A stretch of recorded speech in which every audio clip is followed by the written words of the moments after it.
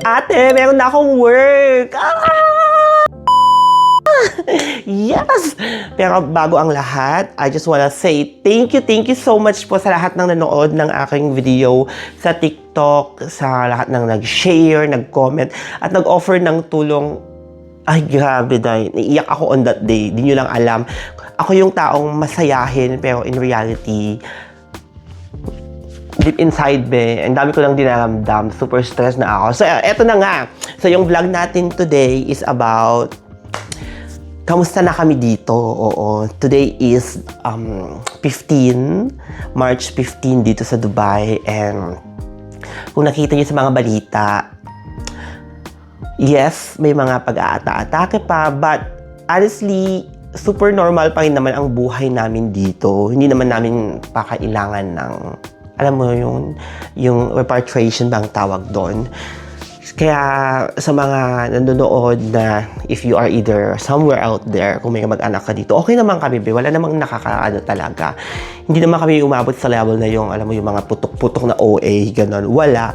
Nakakaano lang minsan, nakakabigla lang yung alert. May alert kasi dito, yung ganito. Ganon. Pero binago na nila, kasi yung nakakatakot talaga.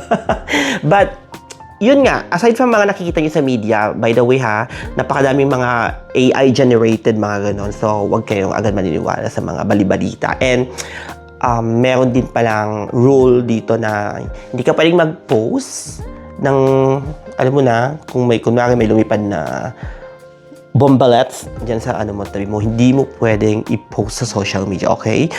Of course, first reason is, syempre dahil, pag nag-post ka din naman kasi, it can create,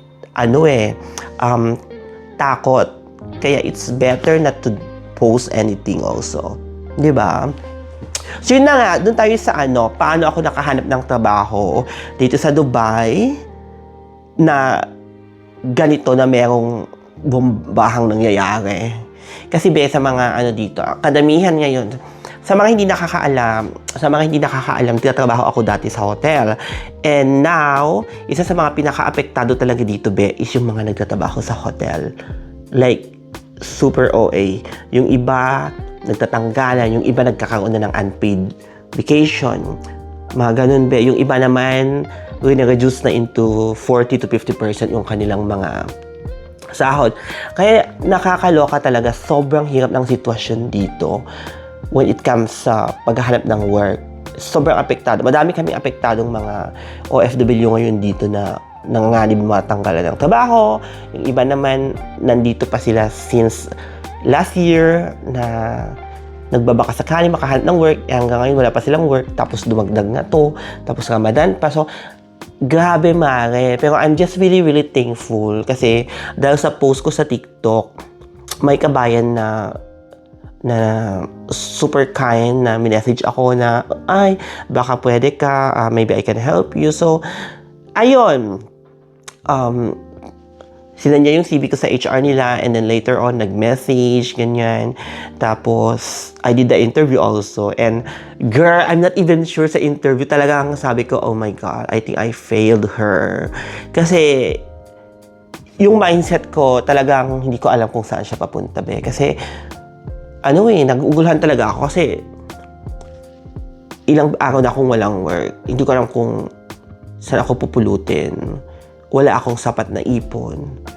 Meron akong mama at kapatid dito pero ayaw ko din naman maging pabigat, Alam mo yun? So, yun. Buti na lang nagkaroon na ako ngayon ng work and I'll be starting tomorrow. Thanks, God. Buti naman and yun, so may advice ko lang din sa inyo, huwag kayong mawalan ng pag-asa and sa panahon ito, hindi pwedeng mahiyain ka. Kung kailangan mo ng work, mag-ask ka sa mga tao. Minsan, yung hindi mo pa kilala yung tutulong sa'yo. You need to build connection. Hindi uso dito yung mahiyain. Dapat makapal ang mukha mo dito, Mare, pag nandito ka abroad. Lalo na dito sa Dubai kasi ang competition, super tight niyan. Hindi lang mga Pilipino ang walang work. Madami pang ibang lahi. And they even have the worst situation. Kaya, yun. So, bukas ilipat ako. But for the meantime, today, kung makikita nyo, bakit maganda yung space. I worked in a hotel before, so I gained some points sa aking mga enrollment when I was still in IHG. Kaya may mga nalikom ako mga points. So, I used it to stay just only for tonight. Para ma-relax naman yung mind ko bago ako sumalang, day. And ipapakita ko sa inyo itong unit na to. I mean, itong hotel room na to. Nasa hotel ako ngayon. This is Crown Plaza Dera. Maganda yung place, in fairness. So, first, napakita ko sa inyo yung bed.